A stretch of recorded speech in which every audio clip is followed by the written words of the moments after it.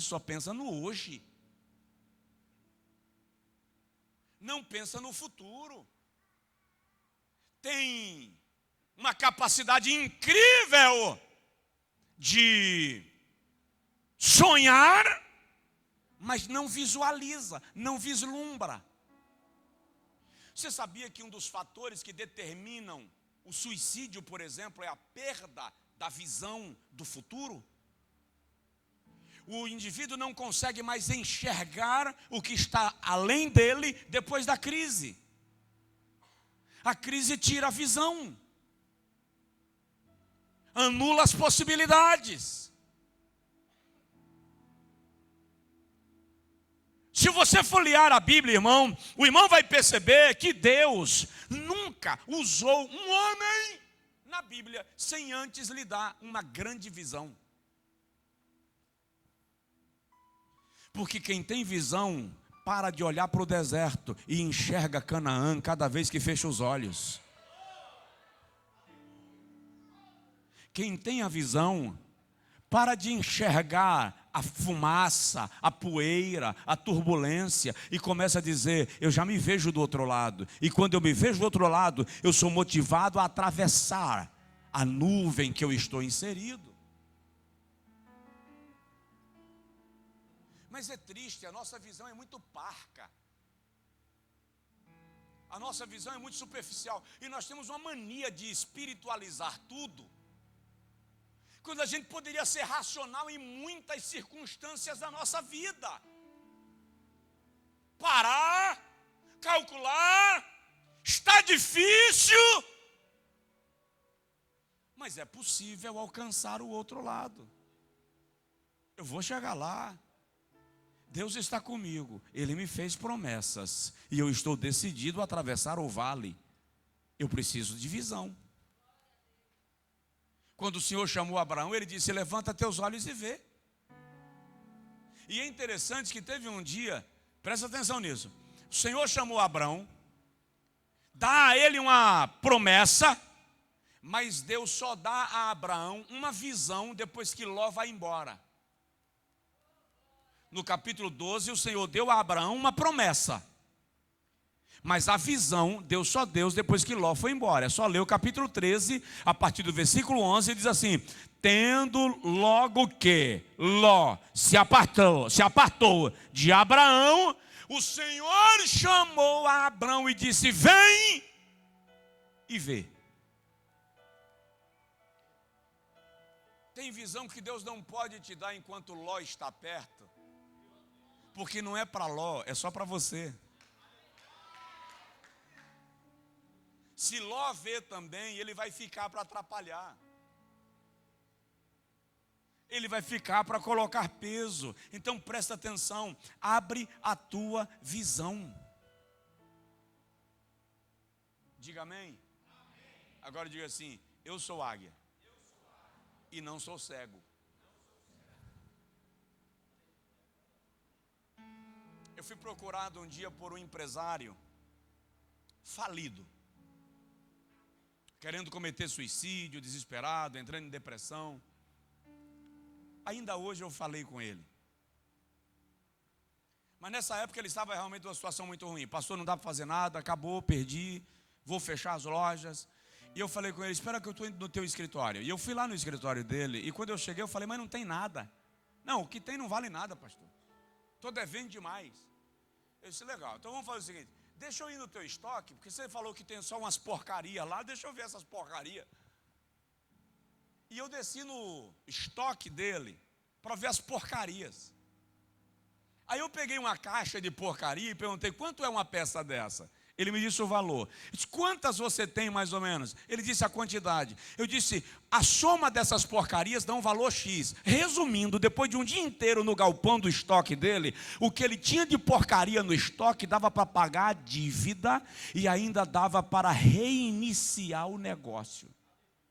Menor, mais tímido, mas não estava morto, porque um leão ferido ainda é um leão. Uma águia ferida ainda é uma águia. Então, quando você perde a visão, a resposta está diante dos teus olhos, mas você não enxerga. Agar está no deserto, Gênesis capítulo 15. Ismael está chorando de fome e sede, e a Bíblia diz que ela deixou Ismael ao lado e se afastou dele para não vê-lo morrer. E diz a Bíblia que o choro do menino chegou até o Senhor, e o Senhor manda um anjo e chama Agar e diz: levanta-te, Agar, porque Deus ouviu o choro da criança. E diz a Bíblia assim: e o Senhor lhe abriu os olhos, e ela viu uma fonte. Não diz que Deus abriu a fonte, diz que abriu os olhos. A fonte estava lá, ela só não viu. A fonte está perto, você pode apenas não estar vendo. Abre a visão. Eu realmente acho que esse congresso ou é feito para águias, ou para quem está decidido a assumir a postura de uma, ou se eu não estou em nenhum desses grupos, eu estou no congresso errado.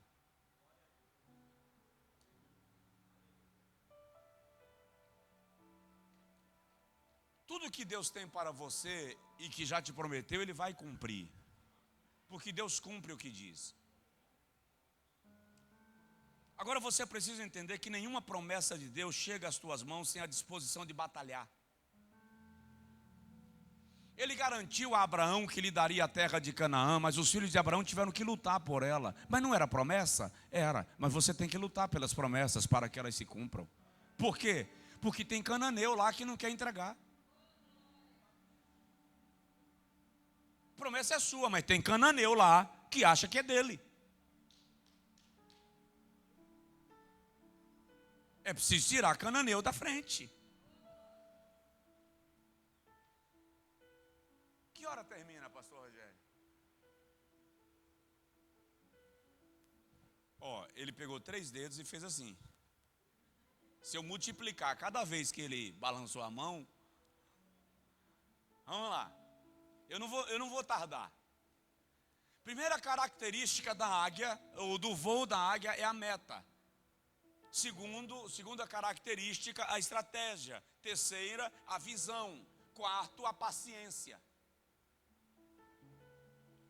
Os ornitólogos dizem que uma águia é capaz de ficar parada, imobilizada por horas,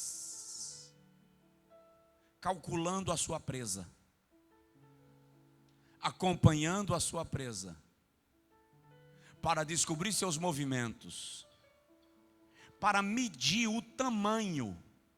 Ela mede o tamanho da presa para saber com que velocidade e com que profundidade de cravamento da unha ela consegue trazê-la. Paciência. Não há pessoa bem-sucedida que não precise exercer paciência na conquista do seu projeto. Que se assente para aprender com a oportunidade. É preciso desenvolver a habilidade de calcular, esperar, aguardar o momento. Eu lembro agora de um episódio na vida de Davi, que eu acho que para Davi aquilo foi muito desafiador. Preste atenção. Davi luta contra os filisteus desde que ele tinha 12 a 14 anos de idade, quando ele derrubou o primeiro, que foi o gigante Golias. Os anos se passaram e Davi lutou contra filisteu a vida inteira. Chega um momento que Davi é rei de Israel, e agora ele é rei de toda a nação. Segundo Samuel capítulo 5. Davi tem ali em média 40 anos, 42 anos de idade. Então é um homem amadurecido, sabe o que quer, tem uma mentalidade formada e foi treinado no campo de batalha. De repente a Bíblia diz que os filisteus vieram contra Davi para prendê-lo. Capítulo 5, versículo 13 de 2 Samuel. Vieram para prendê-lo. A Bíblia diz que Davi desceu à fortaleza e orou. Desceu à fortaleza e o quê? Orou. E na oração ele pergunta ao Senhor: devo eu ir contra os filisteus? E o Senhor disse: vai. E ele perguntou: e o Senhor vai me dar vitória contra eles? O Senhor disse: eu te darei a vitória. Davi foi, batalhou, venceu, derrotou os filisteus, voltou para Jerusalém, trazendo os despojos de guerra. A Bíblia diz que 1 ano se passou, os filisteus se reorganizaram, e agora diz o texto: subiram todos. No primeiro episódio apenas subiram, agora subiram todos contra ele. No primeiro episódio a Bíblia diz que subiram contra Davi para prendê-lo. No segundo a Bíblia diz que subiram para matá-lo. No primeiro episódio a Bíblia diz que Davi desceu à fortaleza e orou. No segundo episódio a Bíblia diz que Davi desceu à fortaleza e chorou. Sua postura deve ser na medida da situação. Quando Davi ora e chora, ele pergunta a Deus assim: devo eu ir contra os filisteus? O Senhor disse: não. E Davi pergunta: e eu faço o quê? Jeová diz: foge, se esconde, vaza.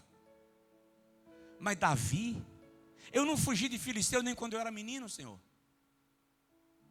Eu não fugi de filisteu nem quando eu era criança, jovem, fugindo de Saul.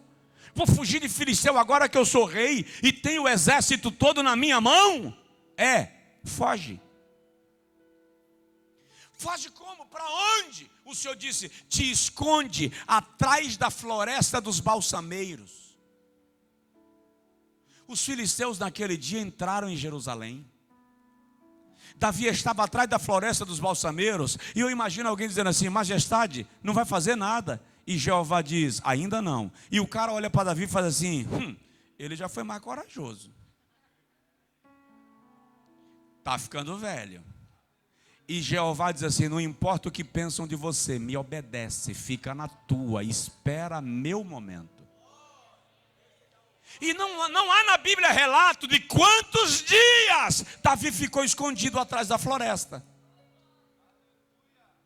Chega um momento que Deus diz assim: Davi, quando você ouvir a copa das árvores se mexendo, mas não é se mexendo de qualquer maneira, a copa das árvores vai se mexer ao som de um exército em marcha. Quando a copa das árvores começar a se mexer ao som de um exército em marcha, levanta e sai a peleja, porque eu já fui na tua frente para te dar vitória contra os filisteus. Presta atenção.